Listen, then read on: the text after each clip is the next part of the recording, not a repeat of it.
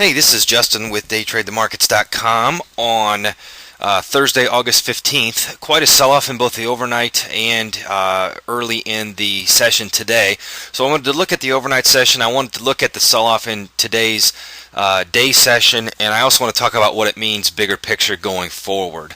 If you've seen any of other videos in the past, you know we look at a lot of different pieces of evidence, some real-time evidence here, and also we like to look at our bigger picture bias and bigger picture key levels.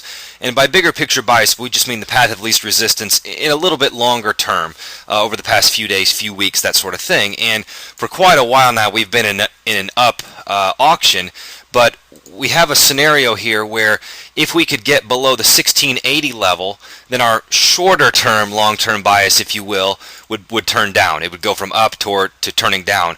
And if we could get below the 1653 area, then our longer term, so to speak, long-term bias would shift down. So if we get below 1680, between 1680 and 1653, we're basically in a transition.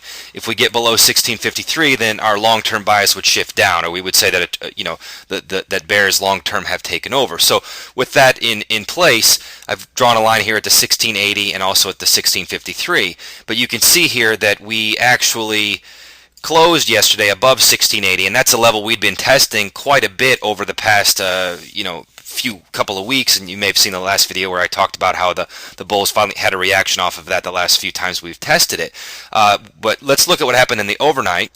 Okay, so here's an overnight chart. This is just good to watch, where we closed yesterday, opened here, had some selling right off the bat, got below the 1680 level, found our way back, tested toward the high of the overnight resistance that was put in place. Then you could see later in the evening or early in the morning, however you want to look at that, we really started to get some extreme selling, and we sold off pretty hard. That made for our gap open down. Okay, and so when you have a gap open like we do here, some people just blindly buy gaps or blindly sell gaps. We like to look at the evidence as it's coming in, and you can see the very first bar of the day was an extreme selling aggression bar. And so we like to ask ourselves, when that happens, can the high of those extreme selling aggression bars hold? And you can see that every time they did, they did hold, except for this one down here at the bottom. You can see that's the first time during the session. And you know what, let me make this a little bit bigger here just to show you a little bit wider view. But again, we're below 1680. We're not quite down to 1653 at this point. You can see a little bit of buying starts to come in. Now we still test the high of this selling wave and test down toward the bottom. But you can see, and then we kind of find some consolidation the rest of the day, and the market kind of slows down.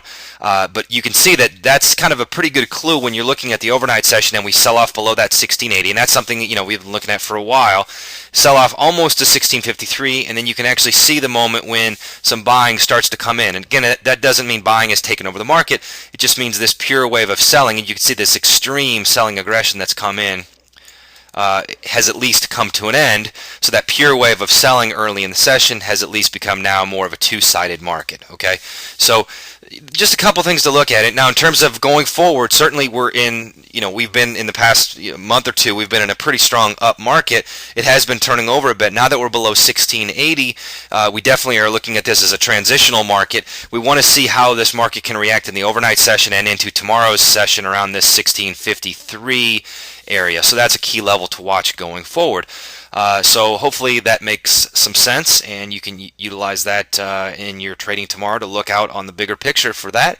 If we do get below 1653, and we may test there a bit, but if we do get below there and we can actually do it on some extreme aggression like we saw here when we got below 1680 both in the overnight and in the early session, it's pretty indicative of a nice run ahead. If it tests the 1653 and there's no extreme aggression that comes in, then look for a potential bounce off of that level. So all right, let us know if you have any questions about that, and we'll talk to you soon. Thanks.